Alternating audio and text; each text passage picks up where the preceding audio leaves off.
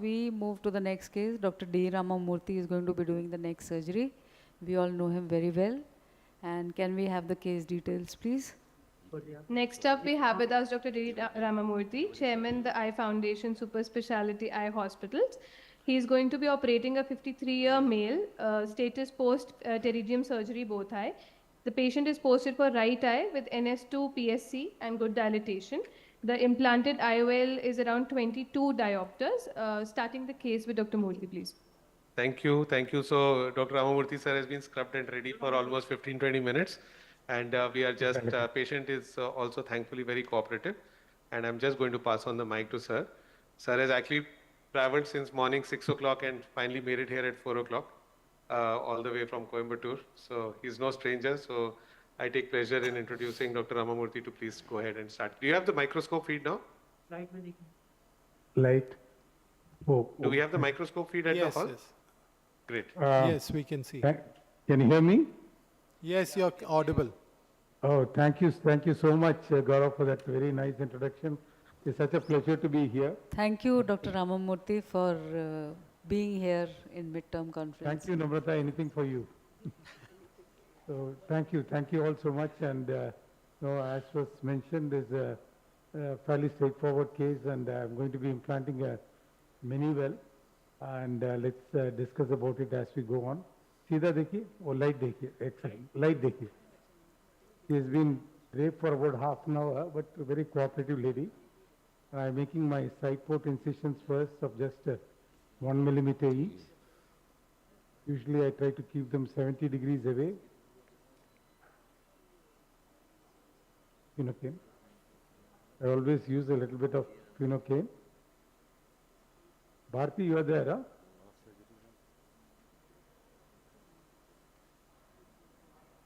Main. Is a light dekhiye. I prefer a cotton bud hai kya?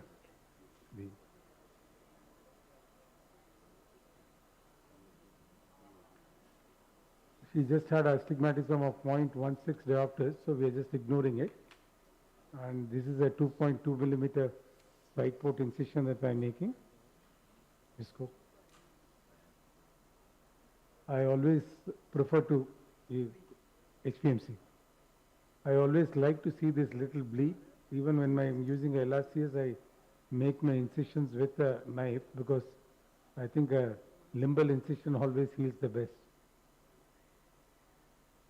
The marker, Rexus marker. If you have a digital overlay, that's great, but in case you don't have that, then like to use this digital marker. This 5 millimeters in size, and because of the inherent magnification in the cornea, it corresponds to about 5 point, since cube, corresponds to about 5.5 millimeters. And any multifocal toric lens you implant, it's always a good idea to have a good regular overlap.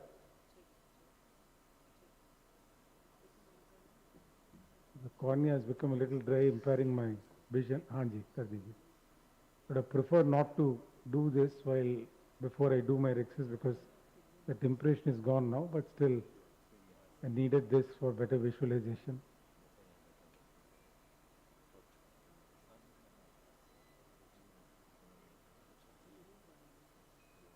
I don't like my Rexus too large and like them to be very well centered, usually a 1 millimeter overlap onto the optics of the lens is what I prefer.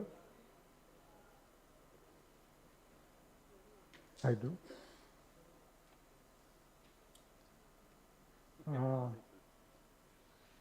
The classical hydro of Howard Fine, bless his soul, he is no longer with us, but cortical cleaving hydro dissection, HPMC. And I always like to do a good dialing hook. Nucleus rotation, because I think that essentially to break up all the capsulocortical additions, and also that loosens of the cortex and helps removal of the cortex much easier. Is the visualization quite good? Yes, sir. Yeah.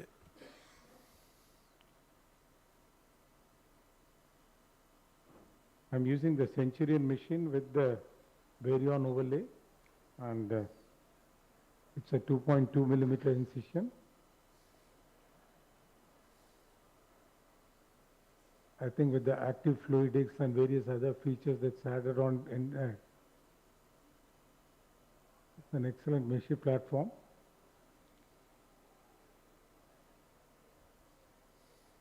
I'm sorry, it's not the Varion overlay is not there, the active sentry is there.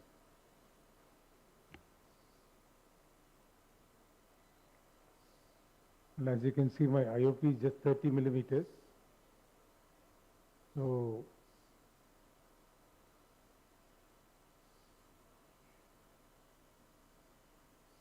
which corresponds to a, can have cult. I always like to make a small groove, go into the chop, fairly soft cataract. Sometimes these are the hard ones to chop. Align.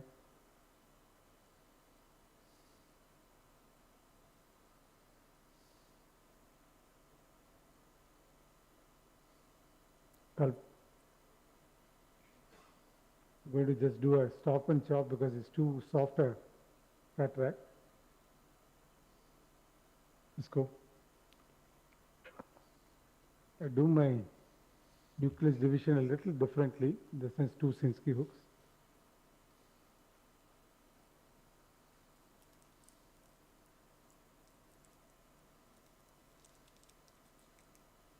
Just go through the, whatever be the grade of cataract, the idea is always to break the backbone of the nucleus. And I just divide it. A very soft cataract. Make sure that's into 2 halves. Do you always use this two Sinskey hook technique, sir, or is it because it's particularly soft and difficult to crack? No, Phaco chop is my preferred technique, but I found that this was too soft and fragment evacuation. So whenever I'm using a stop and chop, I use these two Sinskey hooks because it goes through the side port and I can see the propagation of the nucleus division completely. It's under direct visualization.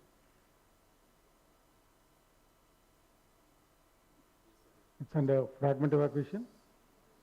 Warden remark.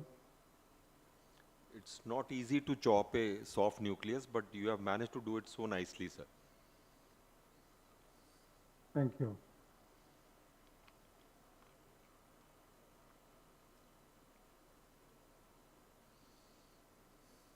So as you can see, all my parameters are quite gentle, and even for my harder cataracts, I don't vary too much.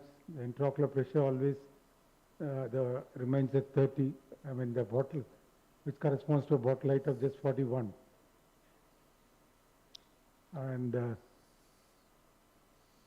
I think that is the beauty of this machine, that with intraocular pressure of 30 millimeter corresponding to bottle height of 41, which can never be imagined. Right. Bottle height of 41 can never be imagined to allow to do phacoemulsification if we have gravity-based system.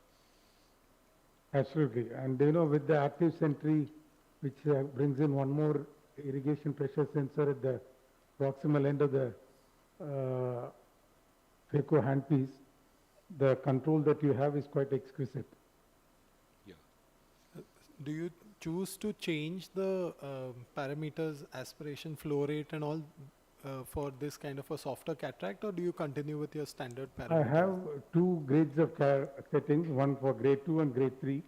Actually, I don't know whether you noticed it, for my initial chopping, which I did not do, I don't use any torsional phaco at all. I do only longitudinal phaco because I think that gives me a better grasp on it. But when it comes to quadrant removal, it is purely torsional. and usually I keep it around 50% power for soft cataracts like this. And when it comes to harder cataracts, I use 70, sometimes going up to 90. But intraocular pressure wise, I almost always keep it at 30. But intraocular pressure is always maintained at 30 in all grades of cataract, or you vary In that all grades also? of cataract. Occasionally you find that, the whole globe is very soft and collapsing. You find it a problem. Then I go ahead and increase the IOP slightly. But otherwise, generally it's always at 30. And sometimes when you have a very shallow chamber, or when you have a hyperopic patient with a very shallow chamber, in those cases I sometimes increase the intraocular pressure. I would prefer that.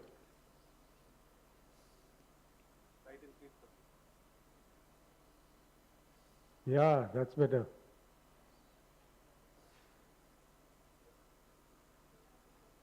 I needed Gaurav to come here and do that for me.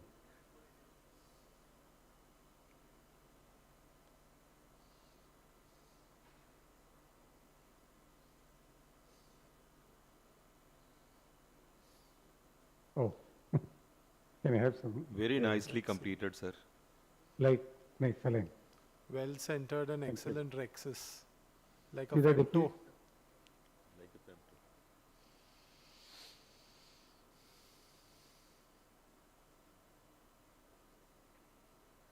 Now let's come to the lens.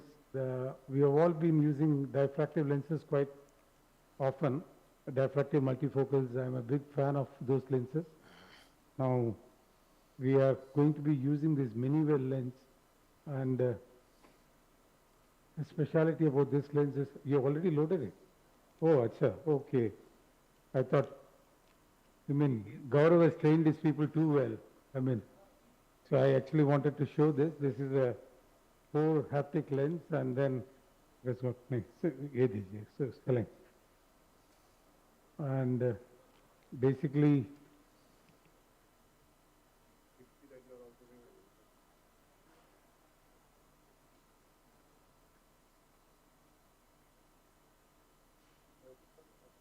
IOP जरा बढ़ा दीजिए. I keep it at 90 actually when I'm doing a head run.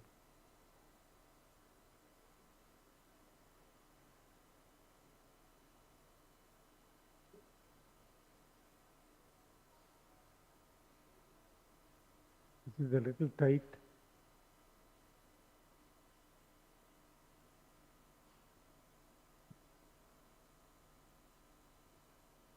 Flipped around, but let me see.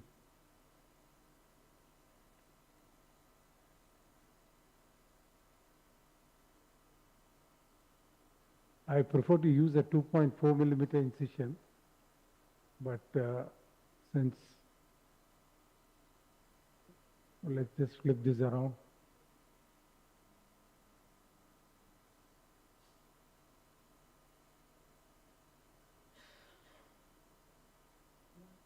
I'm sorry for that less than optimal implantation.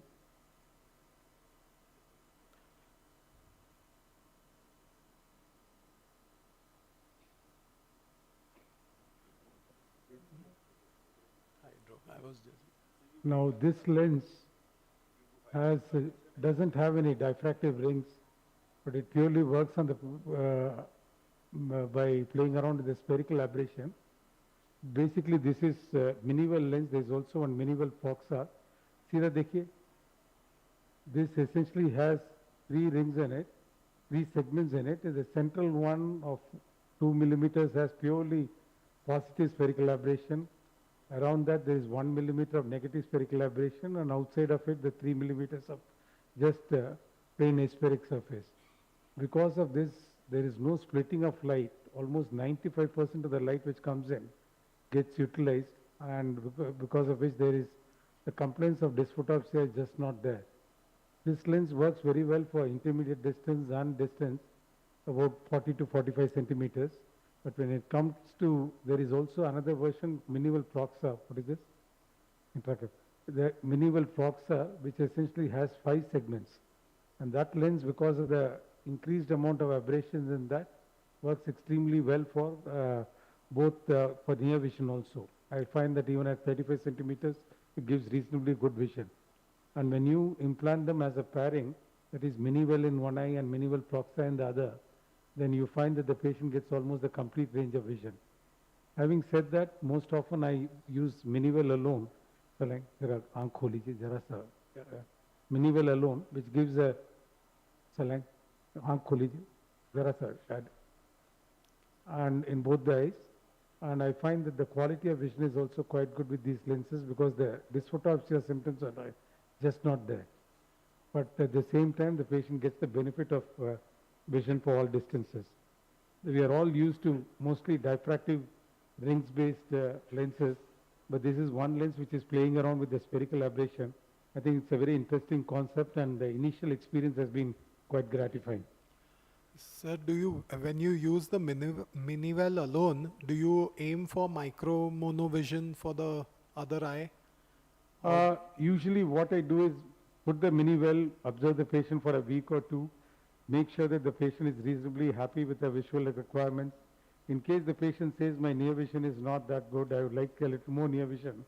Rather than playing around with the power, I go for Minivel Proxa in the other eye. Actually, that's what the company recommends. They want to call it the concept of well fusion, where Minivel goes in one eye and Minivel Proxa in the other eye. So, but when this does not, so whenever the patient finds the near vision is a little inadequate, we go ahead with the Minivel Proxa in the other eye, and I find that this concept works well. Excellent surgery. I think that was a fantastic from demonstration. From Dr. Ramamurthy, and I think we are done with all our cases at from Drishti, and there are still 2 or 3 more cases to go, and 2 of them from Vivekananda Netralaya. And I would like to thank all the audiovisual team, my staff, and my doctors for helping out with this mammoth task. We've completed about 25 odd surgeries from here, and I also want to thank Dr. Mansi at Vivekananda and their team for also joining in, and thanks to Dr. Namrata and the whole AIOS team for trusting us to do this. Thank you so much. Fantastic setup. Thank you. I mean, all so efficiently managed. No, thank you, Gaurav. It was a very nice experience, and thank you, Dr. Ramamurthy, for so nicely demonstrating your techniques, sir. Thank you. Thank you.